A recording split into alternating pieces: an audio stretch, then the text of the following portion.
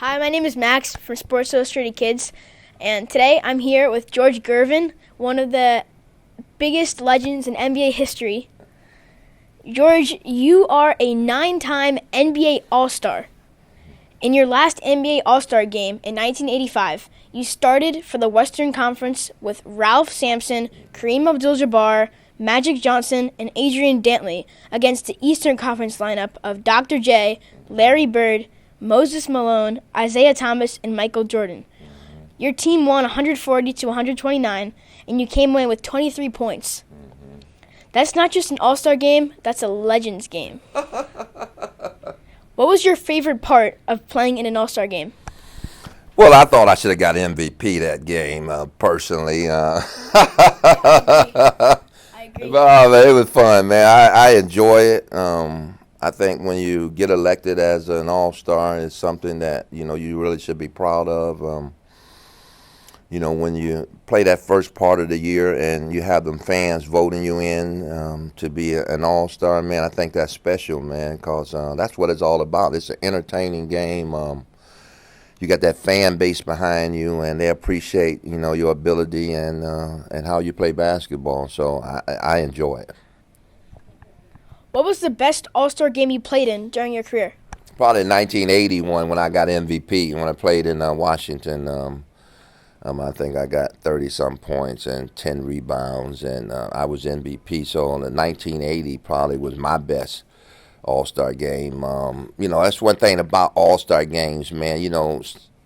A lot of times when I went to the All-Star game, I just went and not really wanted to show off. In 1980, I felt I was going to show off, and I ended up being MVP. So a lot of guys take it for granted and, just come to, play. I mean, I think the fans deserve to see you play at the top of your game, and that's what I hope to continue to see these guys that make the All-Star games and in this time do, man. Just come out, man, and entertain these fans, man, and let them know that you appreciate them. How would the All-Stars of years past match up with those of today? Well, I think, it's just as good. I mean, back in the 70s and 80s, I mean, we had a different mindset. The game wasn't as big as it is today. And when we played against each other, back then and stuff, it was all about winning and losing, I mean, so we didn't really want to, if I was on the West, we didn't want the East to win or vice versa. I mean, so, we played more of the game it was more competitive, I think now it's a show, it's an all-star weekend, and it's, you're kind of giving the fans what they want, to see the dunks and see the three-point shots, and, you're seeing your favorite players and stuff. So, I still think it's a great atmosphere and a great weekend. Who would you like to play against in today's class of athletes? I like to play against any of the guys that's supposed to be a great defensive guy. Kawhi Leonard, Draymond, to name two. Them two guys probably the top defenders in the league today, and maybe a couple of more, but, I like to see, can I get 30 on Kawhi or 40 on Draymond? It'd be kind of exciting, but I know I could. Can you name 4 guys you would want to start alongside in an All-Star game, regardless of era? Yeah, I can name right easy. At the center, I would have Kareem Abdul-Jabbar. At the forward, I have Moses Malone. At the 3, I have Dr. J. At the point guard, I have Magic Johnson. At the 2 guard, I have George Gervin. How do you feel about how the All-Star voting has changed? It's good, man. I like it. I like how the fan participation is still there. And this year we're going to also have the media and the players contribute. I think it's good. I always like the players to be a part of voting anything you have to do with anything to show your appreciation for the other players in the league. And I said, and I said it many times today, that I am so glad that whoever decided to make this happen, that they did it. I think it's going to be well represented, and I'm looking forward to, to the end to see, how it really work So out. the first fan vote results came out just last night, and for the West Conference, Zaza Pachulia, the starting center for the Warriors, is second for the front court, only behind Kevin Durant. He's ahead of DeMarcus Cousins, Anthony Davis. Do you think that the fan votes count as too much? Well, I mean, that's how the system is designed. You know, I mean, is he the best? I mean, I don't think so. I mean, but how the system is designed is for fans to vote in. I mean, so right now, he's there. Now, it's still early. You know, whether or not he's going to be there in the end, I mean, just a matter of time. I mean, so the fans just voted now. You know, so now you got players and you have the media coming in, later on to participate. So, I like it, man. I mean, where's he from? He's from Georgian. I think he's George. He's from Georgia. He's from, so, I mean, that's a different part of the world. Just think, we got a fan base over there, man, they are voting him in. I mean, so I think that's good for the game, man, because it's global. I mean, but in the end, I mean, again, he's there now. But is he going to be there in the end between me and you? Don't think so.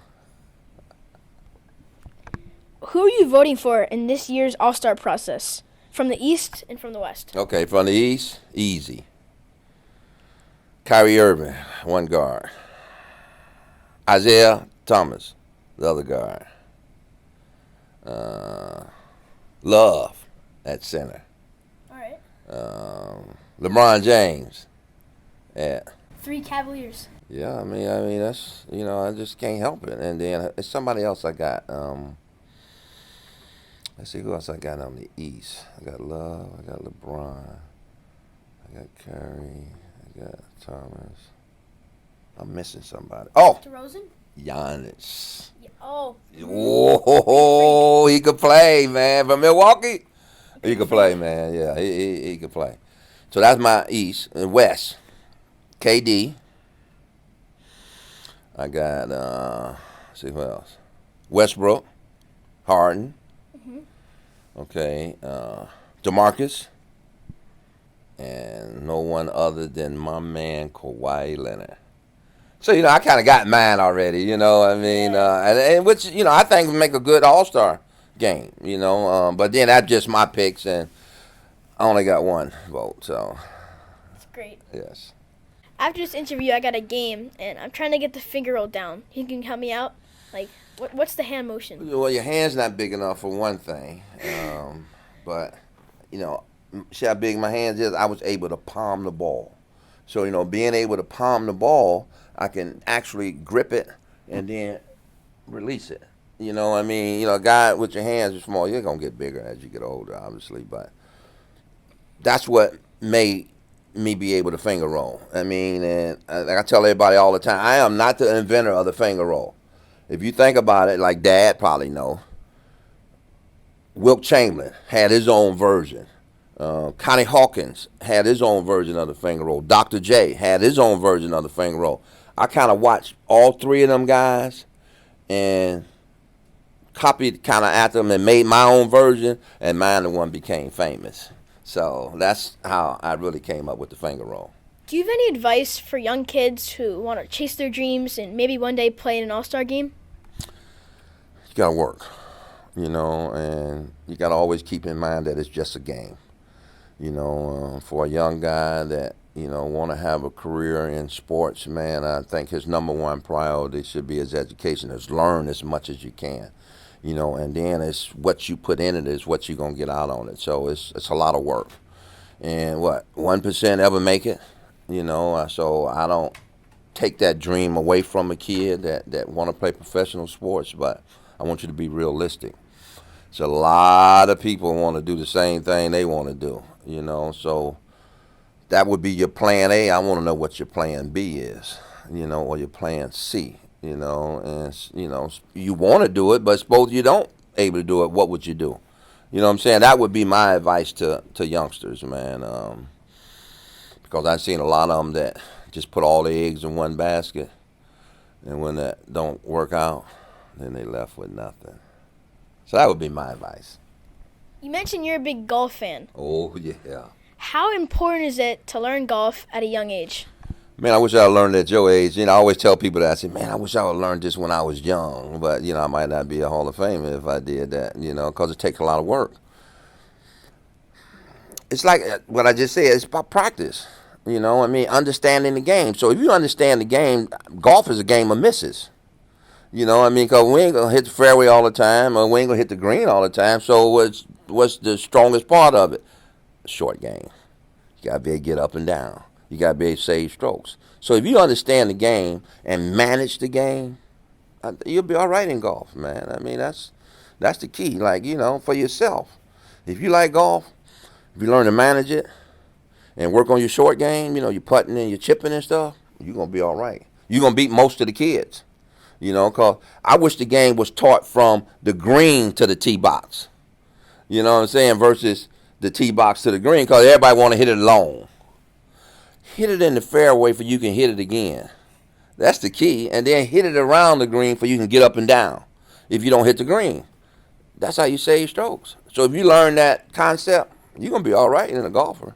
That's great. That's pretty good, ain't it? Yeah. Again, I'm Max from Sports Illustrated Kids. This concludes my interview with George Gervin, one of the NBA greats. Thank you so much for your time. Hey, Max, thank you, man. You did a good job.